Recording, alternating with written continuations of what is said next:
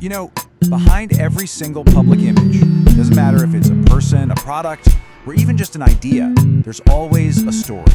And someone is always telling it. Today, we're going to pull back that curtain and see how these stories actually get made. And more importantly, what happens when the people inside those stories decide to grab the pen for themselves. So let's figure out who's really holding the pen and what it takes to write your own story. So, what in the world could possibly connect to cutting-edge AI, the most famous blonde bombshell ever, one of history's most misunderstood women, and an actress named Tracy Lords who had to survive a massive career-ending scandal? Well, the answer is the power of a narrative, that carefully built story that tells the world who they are, and we are going to connect all those dots right now.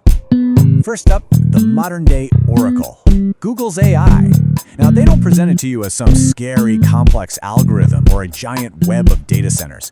Oh no, the story Google tells us is much simpler, much friendlier. It's carefully crafted to be just your helpful assistant. And then, of course, we have the unforgettable icon, Marilyn Monroe. Her public story? Well, she was the ultimate blonde bombshell. It's a persona so powerful, it's been echoing through our culture for decades. But it was one that was deliberately, carefully manufactured from day one. And if we go way back into ancient history, we find Mary Magdalene. For almost 2,000 years, her story was simple.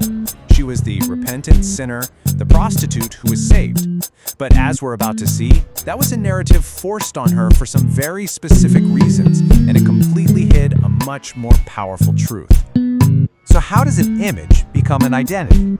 Well, it pretty much never happens by accident.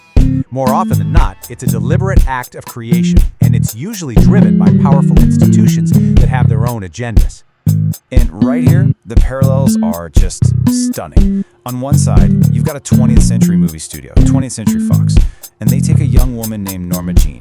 They change her name, dye her hair, and package her as the dumb blonde. Then, on the other side, you have early church leaders taking Mary Magdalene, who is a central figure, the first witness to the resurrection, and they recast her as a prostitute.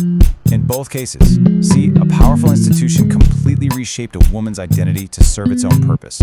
For Fox, it was about box office dollars. For the church, it was about justifying a male-only power structure. And that brings us right back to today. Just look at how Google brands its AI, Gemini.